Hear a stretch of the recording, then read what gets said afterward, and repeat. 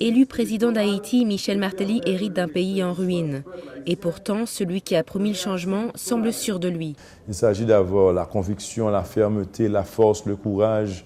Il s'agit d'avoir la bonne volonté.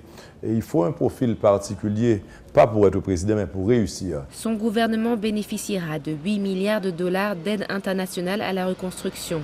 Fonds que Martelly devra gérer efficacement, car beaucoup d'ONG venues aider après le séisme plient bagage aujourd'hui et l'île va devoir apprendre vite à subvenir à ses besoins.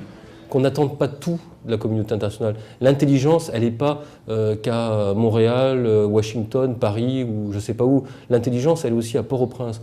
Donc que les Haïtiens reprennent confiance en eux. L'autre défi, c'est la sécurité, assurée en partie par la mission des Nations Unies depuis bientôt 7 ans. Martelly envisage la création d'une force haïtienne pour la remplacer et pour agir aux côtés de la police. L'idée, c'est qu'on ait une armée, une force moderne, qui puisse intervenir en cas de désordre, de chaos, contrôler le territoire, qui puisse intervenir en cas de catastrophe naturelle.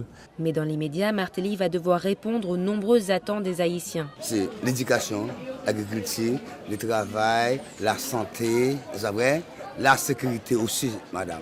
Bon, comme le pays est en ruine, il ne peut pas tout refaire en 5 ans, parce que le pays est en ruine et le palais national aussi. On ne peut pas se voiler la face. Un atout, l'ancien chanteur a le soutien du peuple. Car pour obtenir les résultats promis dans sa campagne, il devra d'abord rétablir leur confiance en l'État, discrédité par des décennies de corruption.